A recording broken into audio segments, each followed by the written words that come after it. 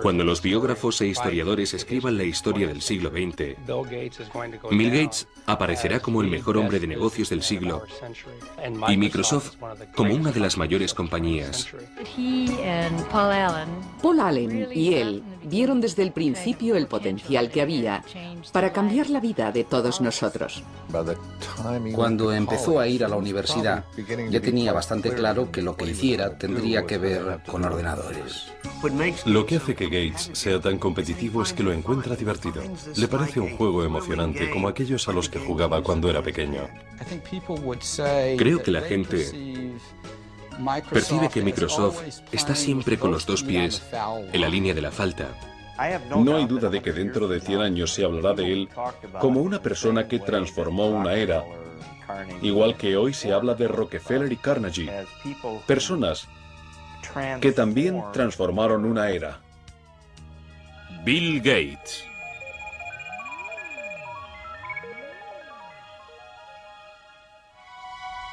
Los valores que condujeron a Bill Gates a convertirse en un titán de los negocios del siglo XX se remontan a sus raíces en el antiguo noroeste. El bisabuelo de Bill, J.W. Maxwell, fundó el First National Bank en Seattle. Los Maxwell disfrutaban de sus privilegios y de su posición social, pero nunca presumieron de su riqueza. Su hijo Willard, también banquero, y su esposa Adele, una apasionada de las cartas, se encontraban entre los personajes públicos más destacados de Seattle. Su única hija, Mary, era una niña despierta e inteligente que se dio a conocer como representante de alumnos de la Universidad de Washington. Atlética y emprendedora, a Mary Maxwell se la conocía como Risitas. Su voluntad y su energía sorprendían a todo el que la conocía. Hay gente que tiende a estar siempre en el centro de la acción. Mary estaba siempre en el centro de la acción. Mary era sincera, decidida, encantadora e increíblemente enérgica. Fue en la universidad donde Mary Maxwell conoció y se enamoró de un joven erudito, Bill Gates Jr., quien se convertiría en uno de los abogados más destacados de Seattle. Cuando Bill y Mary se casaron en 1951, ella decidió dejar su trabajo como profesora para formar una familia y dedicar su tiempo a obras benéficas. La primera de los 3 hijos de los Gates, Christy, nació en 1953. Luego vino su hermano Bill Gates III, nacido el 28 de octubre de 1955. Le llamaban 3. Eso fue porque es el tercer William Gates, y los que juegan a las cartas en la familia creen que todo lo que tenga un 3 es bueno. Así que se quedó con 3. Bill y su madre mantuvieron siempre una relación muy estrecha. Ella incluso se lo llevaba a los colegios en los que daba charlas voluntarias. No quedaba mucho para que el precoz de Bill leyera la World Book Enciclopedia de la A a la Z. A veces desaparecía durante horas y cuando le preguntabas, ¿qué estás haciendo?, él te respondía, estoy pensando, mamá. Dicen que la curiosidad mató al gato, pero no a Bill. Bill era curioso. Siempre estaba dispuesto a aprender, animado por sus padres.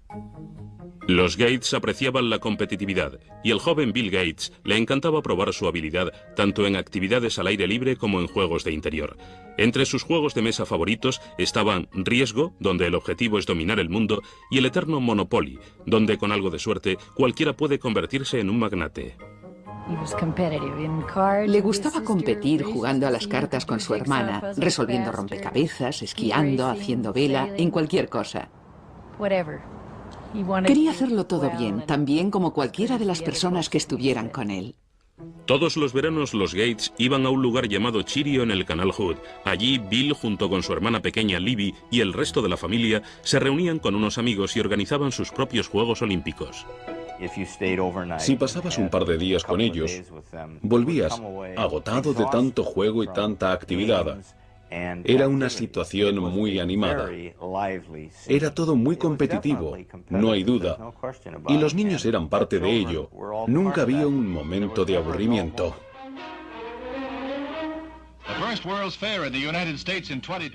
Cuando se inauguró la Expo de Seattle en 1962, los Gates se apresuraron a ver las maravillas que predecían para el siglo XXI, tecnología informática incluida. A menudo Bill volvía a visitar las exposiciones de alta tecnología. Ya estaba claro que tenía una habilidad innata para las matemáticas y las ciencias. Sin embargo, Bill se estaba volviendo algo individualista y mostraba signos de rebeldía preadolescente que le hacían discutir con su madre. Mary y yo crecimos en el seno de dos familias muy estrictas, donde nuestros padres controlaban nuestra personalidad y nosotros simplemente seguimos la tradición. Este método no funcionaba con Bill, que a los 11 o los 12 años empezó a ser emocionalmente muy independiente. Estaba deseando aclarar sus ideas y averiguar lo que quería y lo que no quería hacer, y fue duro, sobre todo para Mary. Estaba bastante perdido. No se encontraba cómodo en la escuela. No estaba seguro de lo que quería hacer. Era obviamente inteligente y brillante, pero necesitaba ayuda. Recibió algunos consejos en esa época y experimentó un cambio en el colegio. Aunque creían en la educación pública, los padres de Bill pensaron que su hijo encontraría mejores consejos y más disciplina en Lakeside, la mejor escuela privada de Seattle para chicos de su edad. Solo aceptaban a los mejores alumnos, a los más brillantes, y Bill encajaba perfectamente en esa descripción. Allí empezó a transformarse, encontró nuevos amigos y clases más estimulantes. Era excelente en matemáticas. Lo hacía estupendamente en el escenario. Quiero decir que era fantástico en teatro. Le interesaba cualquier libro. No es que estuviera completamente centrado en las matemáticas y las ciencias. Tenía un amplio abanico de intereses. En 1969, cuando Bill empezó el instituto, el programa espacial de los Estados Unidos estaba en su punto álgido. En el mes de julio, la nave Apolo 11 llevó al hombre a la Luna. Pero los ordenadores que lo hicieron posible eran aún gigantes electrónicos que costaban millones de dólares y hacía falta todo un ejército para manejarlos. La mayoría de los colegios no podían ni pensar en comprar un ordenador. Sin embargo, Lakeside consiguió firmar un pacto extraordinario que sería decisivo para Bill Gates.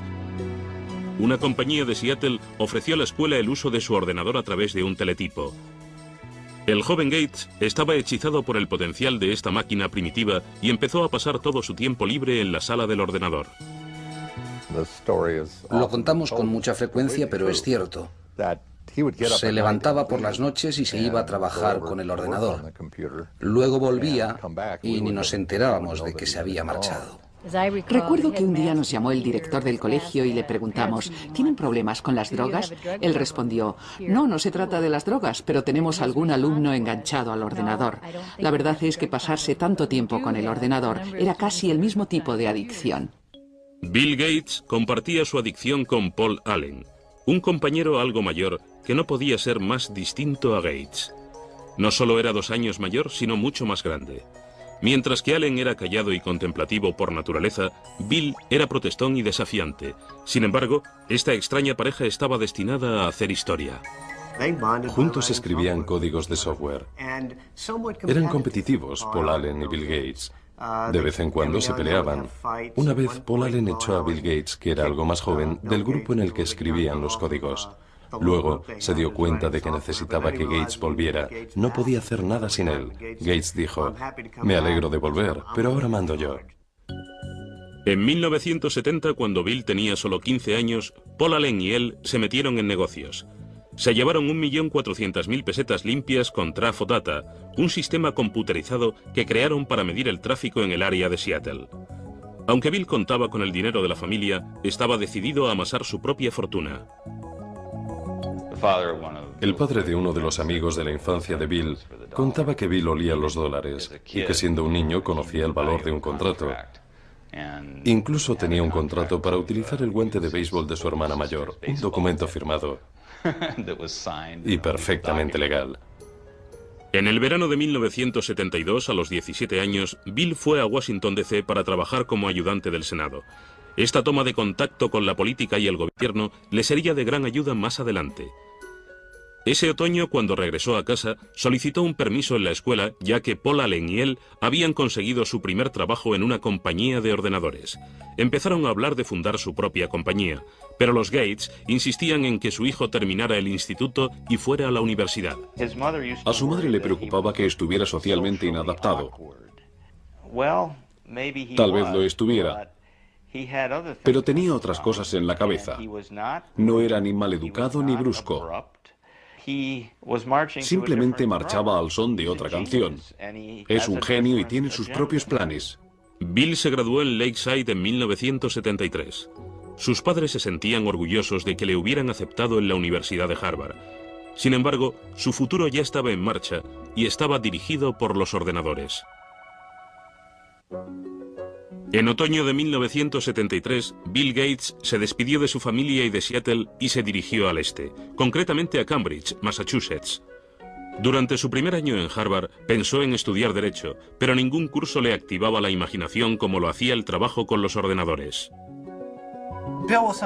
Bill siempre estaba decidido a hacer lo que le interesaba. Para lo que menos le interesaba, entre ello las clases, simplemente se dejaba llevar y utilizaba su talento. Recuerdo que estaba en una clase de introducción a la literatura griega en la que, ni hablar de lo que estuvo haciendo durante el año, claro, pero se quedó despierto la noche anterior al examen, luego se durmió en medio de la prueba y aún así sacó un notable. No es extraño que Bill se quedara dormido en el examen. Entre las clases y el tiempo que pasaba en la sala de ordenadores de Harvard, parecía que estaba en marcha las 24 horas. Llegaba a la habitación y a veces ni se quitaba la ropa. Simplemente se tumbaba en la cama, que por supuesto estaba sin hacer porque nunca tenía tiempo para eso. Y se quedaba dormido, con la puerta abierta, completamente vestido. Se tumbaba y se dormía. Cuando había descansado, ¡boom!, se levantaba y se ponía en marcha. Bill tuvo el tiempo suficiente como para hacer buenos amigos en Harvard, pero su vida social no era prioritaria. Solo salía con chicas de vez en cuando y obtenía diversos resultados. Entrevisté varias mujeres que habían salido con Bill alguna vez y una me dijo que la primera pregunta que él hizo fue ¿cuánto sacaste en el SAT? Esto no es exactamente lo que a una jovencita le apetece escuchar, pero Bill Gates había sacado 800 puntos en la parte de matemáticas de la prueba. Estaba muy orgulloso de ello y quería asegurarse que la chica que saliera con él había obtenido un buen resultado. Bill destacaba en matemáticas, pero cuando se dio cuenta de que no era el número uno en Harvard, decidió no hacerse matemático. Mientras seguía sin saber a qué dedicarse, continuó probando nuevas actividades fuera de la clase. Pasaba mucho tiempo jugando al pinball y a los videojuegos, sobre todo al póker. En la universidad todos jugábamos mucho al póker. Es un juego muy competitivo y, en cierto modo, puede que sea una forma perfecta de prepararse para el mundo de los negocios.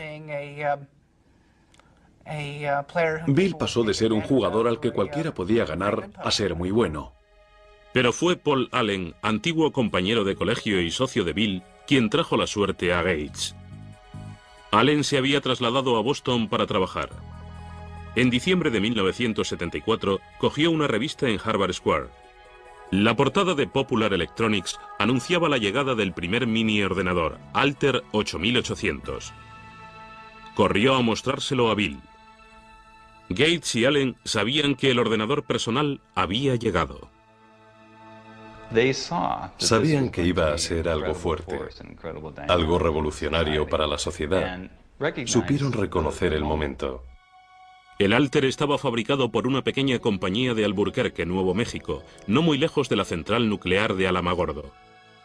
Ed Roberts, director de la compañía, buscaba a alguien que elaborara el software de su único ordenador personal.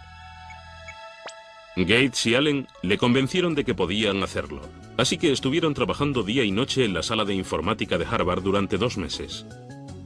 En febrero de 1975, Paul Allen fue a Albuquerque para probar el programa que Gates y él habían creado. Cuando cargó lo que Bill Gates llamaba el código más chulo que he creado nunca en el Altair, vio que funcionaba. Este sería un momento histórico en la industria del software. No creo que apreciáramos lo de Albuquerque en ese momento, pero no tardamos en darnos cuenta de que estaban en el comienzo de algo que podía ser importante. Para un Bill Gates que solo tenía 19 años, ya nada sería igual. En verano de 1975, Paul Allen y él fundaron Microsoft.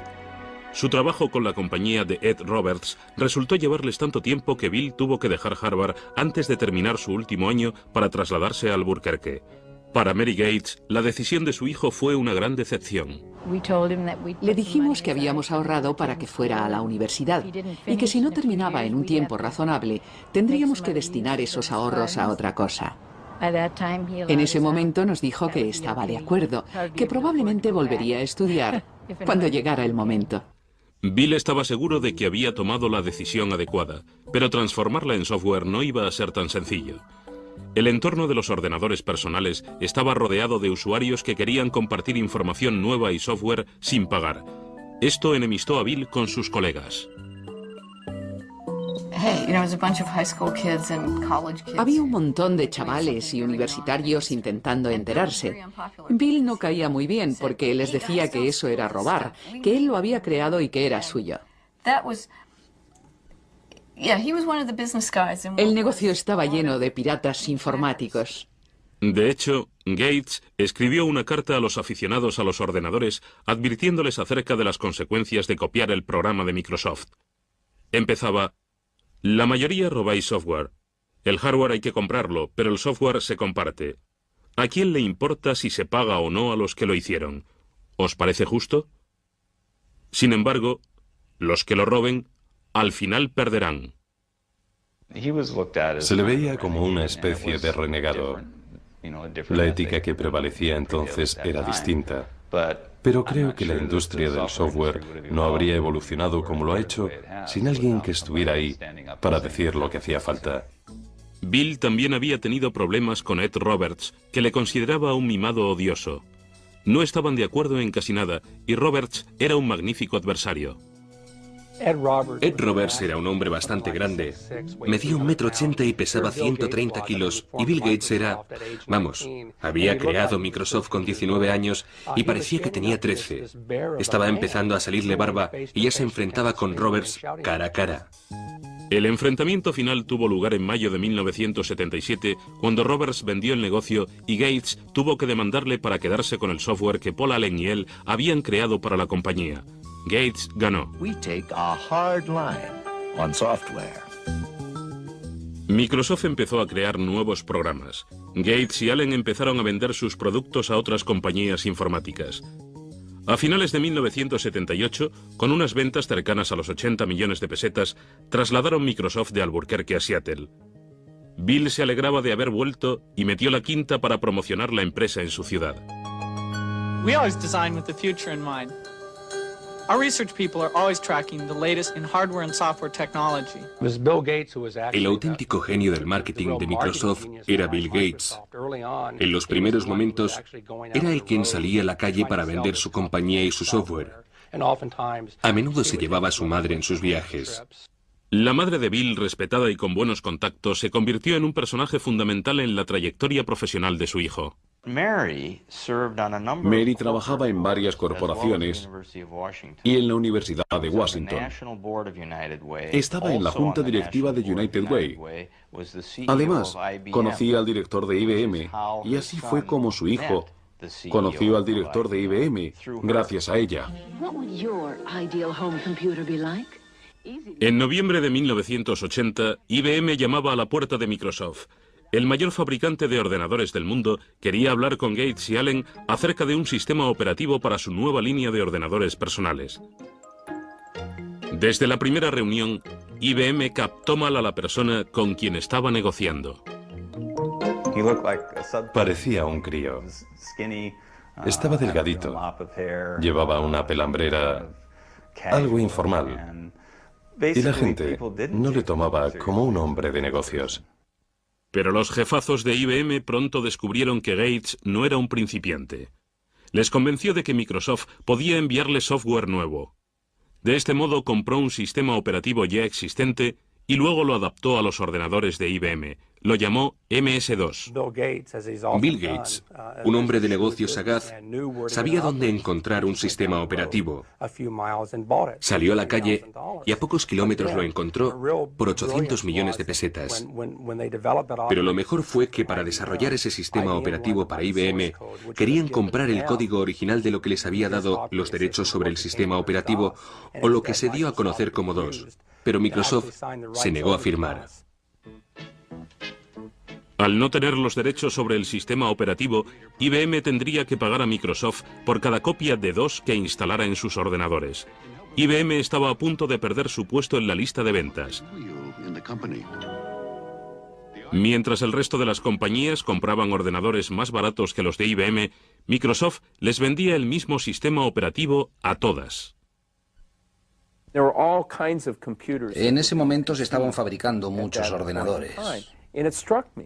Me sorprendió que no sé quién ganará en el negocio del hardware, pero Microsoft tiene muchas posibilidades en el del software. Entre 1978 y 1981, el crecimiento de Microsoft fue espectacular. La plantilla pasó de 13 a 128 empleados. Los ingresos pasaron de 300 a 1.300 millones de pesetas de la noche a la mañana. En 1983, el software del 30% de los ordenadores personales del mundo era Microsoft.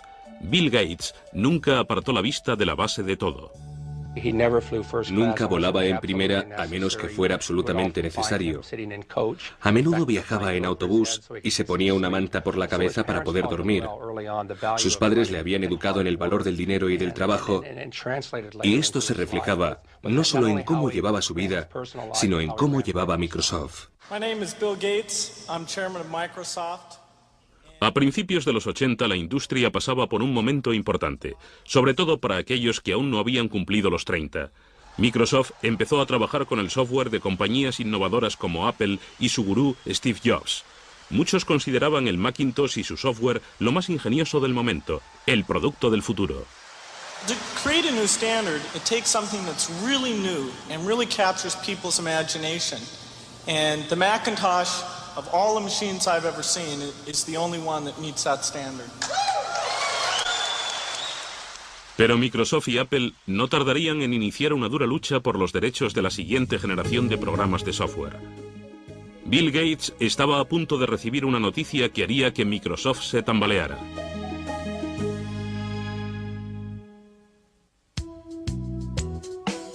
En 1983 el futuro de Microsoft y de un Bill Gates de 28 años no podía presentarse más halagador. El negocio de los ordenadores estaba en alza y cada vez había más demanda de software. Bill Gates y Paul Allen se convertían en los reyes de la era de los ordenadores. Pero en medio del tranquilizador ascenso de la compañía, le sorprendió una terrible noticia. Paul Allen, amigo y compañero de Bill desde el instituto, sufría el mal de Hodgkins, un cáncer. Le dio a Bill una perspectiva que antes no tenía. Siempre fue muy decidido y muy exigente. Puede que esto le ayudara a comprender un poco mejor lo que pasan las personas con problemas de salud. La enfermedad de Allen remitió un año después, pero él nunca volvió a tomar parte en el día a día de Microsoft. Para dos hombres de 30 años que habían creado una compañía de importancia mundial y habían ganado millones, era el fin de una era. Creo que la historia demostrará que su relación era muy dinámica. A menudo les comparo con los Beatles, Lennon y McCartney. Las canciones que escribieron juntos son las que recordamos y las que se siguen oyendo una y otra vez, aunque ambos eran excelentes letristas. Aún escuchamos las canciones que escribieron cada uno por su cuenta, pero de algún modo juntos eran aún mejores. Lo mismo sucedía con Paul y Bill. En 1984, Bill Gates se había convertido en la única cara de Microsoft. En abril de ese mismo año, la revista Time le reconoció como el principal representante de una nueva generación de hombres de negocios, una que entendía de tuercas y tornillos, pero que conocía las estrategias corporativas. Al trabajar con Bill ves que en cualquier reunión elabora un perfil de cada caso. ¿Qué pasa con esto? ¿Qué pasa con aquello y esto otro? Básicamente, crea en su cabeza una lista muy estructurada de todo lo que puede pasar y luego se dedica a resolverlo. A menudo Microsoft era como un campamento para estudiar matemáticas, donde el estilo exigente de gestión que proponía Gates mantenía vivo el proceso creativo y a menudo provocaba enfrentamientos serios. El Gates de la primera época lo rebatía todo. Para él todo era la idea más absurda que había oído jamás. En parte era para probarte. Era como, bien, si no estás de acuerdo, convénceme de que no es la idea más estúpida que he oído jamás. Para estar en lo más alto de una industria en continua evolución, había que tener ganas de luchar constantemente. Gates se rodeó de un equipo que compartía su ética profesional. Trabajamos para lanzar un nuevo producto de software. No queríamos quedarnos en Seattle. Miriam Lubaub, ayudante de Bill, cuenta la siguiente anécdota. Ella acababa de entrar en la compañía. Una mañana se encontró a un hombre durmiendo debajo de una mesa y resultó ser Bill. Miriam estuvo a punto de llamar a la policía. El esfuerzo se estaba viendo recompensado. Microsoft recaudó 22.400 millones de pesetas en 1985. Inevitablemente, el hecho de dirigir una compañía durante las 24 horas del día pasó factura a la vida social de Bill. Consiguió tener una novia formal, Jill Bennett. A ella le parecía difícil mantener una relación con alguien que era capaz de trabajar 3 días seguidos sin dormir. A veces se quedaba sentado en los escalones de la entrada, medio muerto. Hablaba con ella, pero mientras estaba pensando en software y haciendo alguna otra cosa más. Ella decía que era increíble verle. En el centro de este trepidante ritmo de vida se encontraba un nuevo producto. En 1986, Gates lanzó Windows, que se convertiría en la firma de la compañía. La crítica enseguida comentó que el uso del ratón y los iconos era más aburrido que el Macintosh de Apple, que se consideraba el sistema operativo más fácil de utilizar. If you know how to point, you already know how to use it. Macintosh, the computer for the rest of us. Apple había permitido a Gates el acceso a toda su tecnología mientras él estuvo trabajando en el nuevo software para Macintosh. Gates aconsejó a Apple que sacara la patente del software. Pero Apple estaba más interesada en vender ordenadores que en el programa, así que ignoraron la propuesta. Una vez más, Gates aprovechó la ocasión y salió corriendo. En esta industria competimos y colaboramos al mismo tiempo. Un día Bill me dijo, ¿sabes una cosa? Soy un competidor, así que aunque eres mi amiga, no me des información que no quieras que use contra ti. Porque voy a competir contigo y si me dices algo que me pueda servir, lo utilizaré. Pero Apple decidió que Gates no se iba a aprovechar del negocio, así que amenazó con presentar una demanda contra Windows. Gates se negó a pasar el software de Microsoft que Apple necesitaba tan desesperadamente. Al final, Microsoft venció a Apple ante los tribunales. Finalmente, Microsoft demostró que aunque ambos ordenadores funcionaban de forma similar, cada una de las funciones de Windows era muy diferente a las de Macintosh. Aunque la primera versión de Windows no era perfecta, le dio a Microsoft un nuevo empujón económico. En 1986, Bill Gates puso a la venta la compañía. Se quedó con el 45% de las acciones, lo que le convertía en millonario a los 31 años. Aún así, Gates nunca se sintió seguro con respecto a la situación de la compañía. No quiere fallar. Y cuando se tiene ese miedo, cuando estás siempre mirando hacia atrás a ver quién viene y quién pretende quedarse con Microsoft, te consumes y te haces la persona más competitiva de la industria. Vive intensamente. Gates fue ganándose la reputación de ser despiadado y algunos empezaron a aliarse para ir contra él. IBM empezaba a ganar popularidad y tenía en su mano la posibilidad de quitar de en medio a Microsoft para siempre. En 1987, Bill Gates era uno de los billonarios más jóvenes del mundo.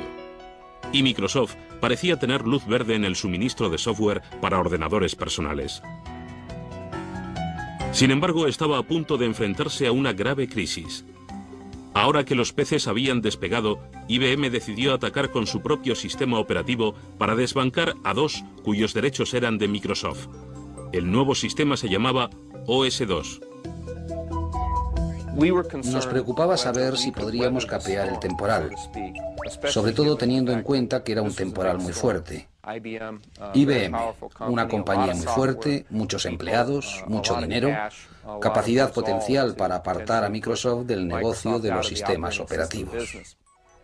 Paradójicamente, Microsoft intervino en la creación de OS/2, pero Bill Gates no quería abandonar su sistema. Decidió arriesgar el futuro de su compañía y su propia reputación con la versión de Windows que su equipo estaba actualizando, aunque ello significara la pérdida de IBM como cliente principal. El 22 de mayo de 1990, Microsoft lanzó Windows 3.0. Esta nueva versión se convirtió en un éxito de ventas. Finalmente, OS/2 fracasó y dejó a Microsoft el monopolio virtual de los sistemas operativos. La Comisión Federal de Comercio empezó a recibir quejas de que Gates utilizaba su control sobre los sistemas operativos para acabar con la competencia recortando los precios de los productos Microsoft. Parecía que el director de Microsoft se estaba creando una imagen de ángel exterminador. Bill Gates no es un vándalo. Simplemente necesita ganar. Hacerlo de una forma elegante o no carece de importancia. Lo importante es ganar. Una política de precios agresiva no era lo único que se le criticaba a Microsoft. En 1993, el Departamento de Justicia abrió una nueva investigación. Estudiaron el hecho de que Microsoft estuviera cobrando a los fabricantes de ordenadores unos derechos según el número de ordenadores que vendieran, incluidos los que no llevaban el software de Microsoft. Hicieron pagar los derechos a los fabricantes de ordenadores, tanto si llevaban el software de Microsoft como si no. De este modo, evitaban que la compañía entrara en el mercado. The Justice Department has charged Microsoft, the world's largest software company, with using unfair marketing and contracting practices to choke off. En julio de 1994, Microsoft consintió dejar de cobrar los derechos en cuestión y el Departamento de Justicia cerró el caso. Gates nunca admitió que Microsoft tuviera un monopolio e insistía en que simplemente estaba proporcionando un software mejor a precios más bajos. We're not like an alligator. We don't go around and eat things. We come out with these little boxes, these nice little software packages, and you stick them in your computer and you either have fun using it and it helps you get things done or not. Pero para los inversores no era tan sencillo. Las investigaciones del gobierno y la lucha con IBM y Apple hicieron que el valor de las acciones de Microsoft descendiera. Ahora más que nunca había que sacar la siguiente versión de Windows. Gates encontró un modo de relajar la tensión. Apareció en una campaña publicitaria con Steve Ballmer, el Top Gun de Microsoft. Hizo varias apariciones estelares en convenciones. Un día incluso llegó vestido de Mr. Spock. Gates instituyó las microolimpiadas. Esta desordenada competición entre los empleados de Microsoft recuerda a los juegos a los que Gates jugaba de pequeño en el canal Hood. Era como un campamento de verano para adultos. Íbamos a su casa y él se pasaba siglos pensando en nuevos juegos. Era el maestro de ceremonias. Nos dividía en equipos teniendo en cuenta cómo íbamos a interaccionar y luego nos poníamos a jugar a los juegos típicos de los campamentos. En una de esas microolimpiadas es donde conocí a Melinda. Melinda French tenía 28 años, se había graduado en Duke y tenía un máster en gestión y dirección de empresas. Llevaba varios años trabajando en un puesto directivo en Microsoft. Para los familiares y amigos de Bill, estaba claro que era la mujer con quien Gates, a sus 37 años, había decidido pasar el resto de su vida. Estuvo saliendo con Melinda bastante tiempo antes de la boda. Siempre parecía que había algo especial entre ellos. Tenían tal nivel de intimidad y de conexión que saltaban chispas. Es una persona maravillosa. La pareja perfecta para él. Es muy inteligente, organizada, comprensiva. Le interesa mucho la familia y la vida familiar. Bill y Melinda se casaron en Hawái el 1 de enero de 1994. La noche antes de la ceremonia, Bill organizó una velada especial para Melinda. Contrató a Willie Nelson para que tocara la noche antes de la boda. Fue toda una sorpresa. Bill se levantó y dijo: estoy absolutamente enamorado de Melinda y quería cantar algo para ella esta noche, pero como no canto muy bien, le he pedido a un amigo que venga y que nos cante algo. Fue una gran sorpresa. Bill encontró en Melinda una compañera que no solo le daba la clase de felicidad personal que buscaba, sino también entendía las necesidades del negocio. Pero meses después de la boda, la felicidad de Bill se convirtió en angustia. Su madre, Mary, que había sido su más fiel aliada, sufría cáncer de mama. Murió en la mañana del 10 de junio de 1994. Bill acudió a su casa para estar junto a su madre. Cuando llegó a casa, hacia las 3 de la madrugada,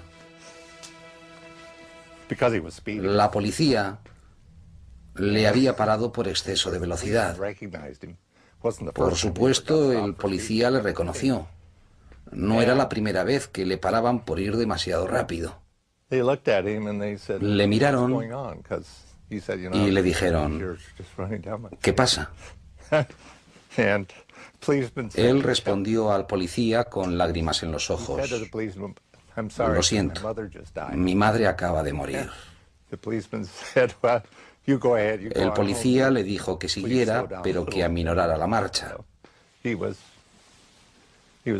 La muerte de su madre le afectó. Nos afectó mucho. En los años siguientes, Bill continuó la creación de una asociación filantrópica destinada a proyectos educativos y de salud, desde donde lo había dejado su madre. Pero ni toda su riqueza ni todo su poder le protegerían de la crisis a la que se enfrentaría Microsoft. En 1995, Bill Gates, con 39 años de edad, se había hecho la vida de casado. Con su mujer Melinda, se tomó algún tiempo libre para explorar el mundo, desde África hasta China. Parecía que ahora sí, Bill Gates lo tenía todo. This is a man so successful, his chauffeur is Ross Perot, ladies and gentlemen.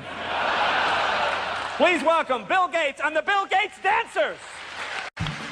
1995 fue también un año sensacional para Microsoft. Windows 95 se lanzó a bombo y platillo.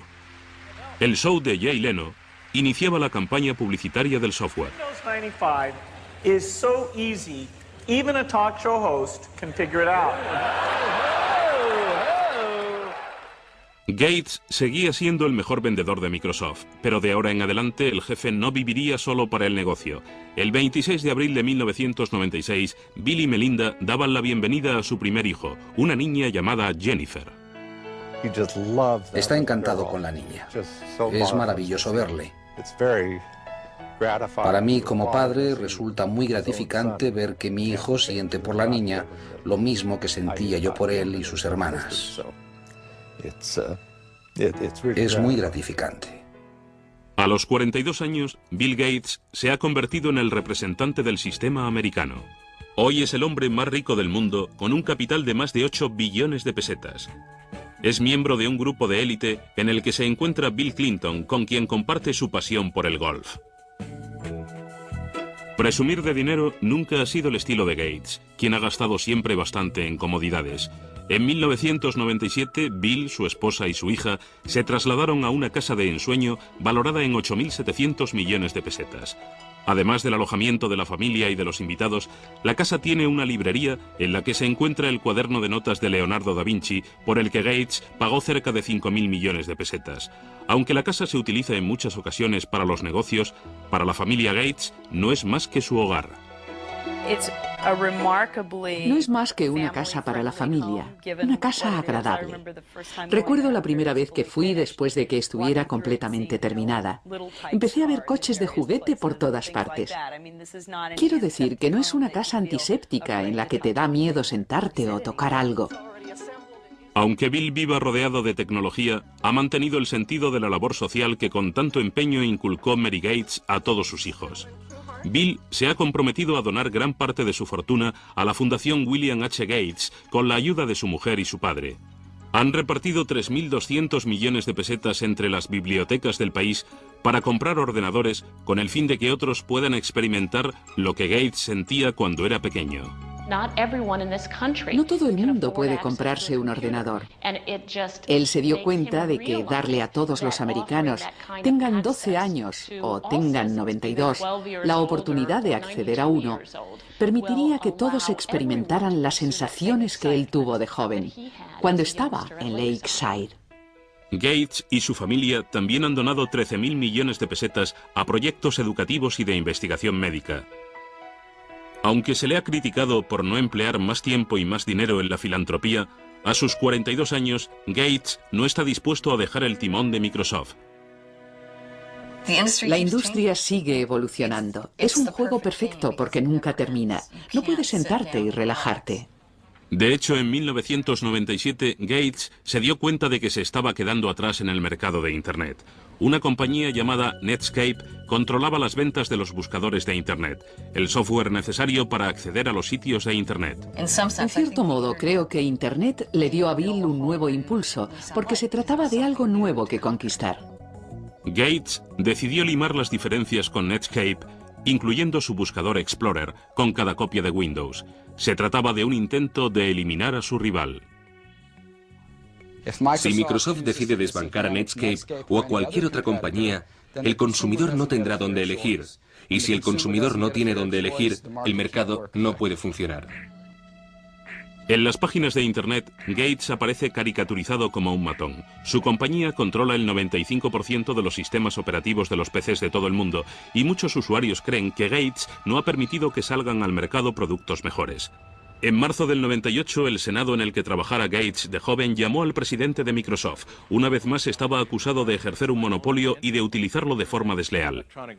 Microsoft has the power today to exercise predatory and exclusionary control over the very means by which we access this internet. It's a lot like General Motors having the ability to dictate what type of gasoline you put in your car or what interstate you can drive on or even how you get on the interstate. A pesar de las acusaciones, Gates estaba a punto de tomar una decisión importante. La orden de no entregar Internet Explorer con Windows 98 quedaba revocada. Pero Gates seguía en la boca del lobo. En mayo de 1998, el Departamento de Justicia y 20 estados interpusieron una demanda antimonopolista contra Microsoft. Llevaría años revelar los entresijos legales de este caso, aunque ya se han llevado a cabo las investigaciones pertinentes, lo cual ha pasado factura al joven presidente de Microsoft. Creo que para Bill ha sido un duro golpe. Le he visto abatido y deprimido. Yo estaría igual. Una vez tuve una inspección de Hacienda y me pareció horrible. Me imagino que esto será mucho peor. Puede que Gates se sienta herido por los ataques que han recibido tanto él como Microsoft, pero su negocio sigue siendo fuerte y sus clientes siguen ahí. En cuanto al futuro, Bill ya ha comenzado a llevarse la compañía a un nuevo terreno. En 1996 empezó con un canal 24 horas por cable, MSNBC. Ahora es el dueño del mayor archivo de fotografías digitalizadas e imágenes de arte. Gates también ha estado estudiando el uso de la informática en espectáculos en compañía de los grandes magnates de Hollywood como Steven Spielberg. Bill Gates sigue siendo el competidor que siempre ha sido, tanto si se le recuerda como un magnate que se dedicaba a robar, como si se le recuerda simplemente como el chico que construyó la mejor trampa para ratones. Nadie podrá negar el impacto que su vida ha tenido en nuestra era.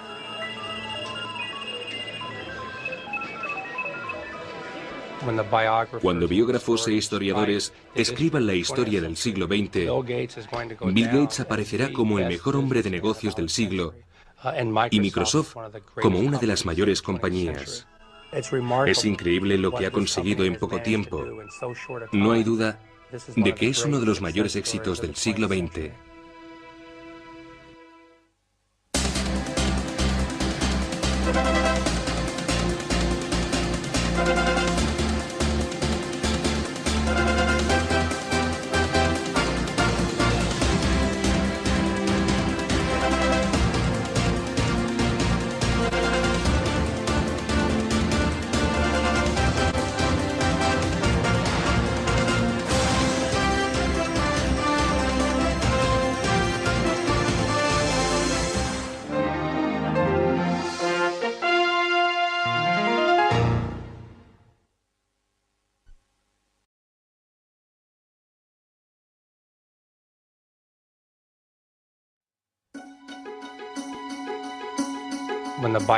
Cuando los biógrafos e historiadores escriban la historia del siglo XX, Bill Gates aparecerá como el mejor hombre de negocios del siglo y Microsoft como una de las mayores compañías.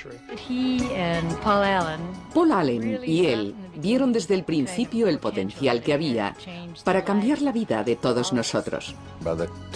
Cuando empezó a ir a la universidad, ya tenía bastante claro que lo que hiciera tendría que ver con ordenadores. Lo que hace que Gates sea tan competitivo es que lo encuentra divertido. Le parece un juego emocionante como aquellos a los que jugaba cuando era pequeño. Creo que la gente percibe que Microsoft está siempre con los dos pies en la línea de la falta. No hay duda de que dentro de 100 años se hablará de él como una persona que transformó una era, igual que hoy se habla de Rockefeller y Carnegie, personas que también transformaron una era. Bill Gates. Cuando se inauguró la Expo de Seattle en 1962, los Gates se apresuraron a ver las maravillas que predecían para el siglo XXI, tecnología informática incluida. A menudo Bill volvía a visitar las exposiciones de alta tecnología. Ya estaba claro que tenía una habilidad innata para las matemáticas y las ciencias. Sin embargo, Bill se estaba volviendo algo individualista y mostraba signos de rebeldía preadolescente que le hacían discutir con su madre. Mary y yo crecimos en el seno de dos familias muy estrictas, donde nuestros padres controlaban nuestra personalidad y nosotros simplemente seguimos la tradición. Este método no funcionaba con Bill, que a los 11 o los 12 años empezó a ser emocionalmente muy independiente. Estaba deseando aclarar sus ideas y averiguar lo que quería y lo que no quería hacer, y fue duro, sobre todo para Mary. Estaba bastante perdido. No se encontraba cómodo en la escuela. No estaba seguro de lo que quería hacer. Los valores que condujeron a Bill Gates a convertirse en un titán de los negocios del siglo XX se remontan a sus raíces en el antiguo noroeste. El bisabuelo de Bill, J.W. Maxwell, fundó el First National Bank en Seattle. Los Maxwell disfrutaban de sus privilegios y de su posición social, pero nunca presumieron de su riqueza.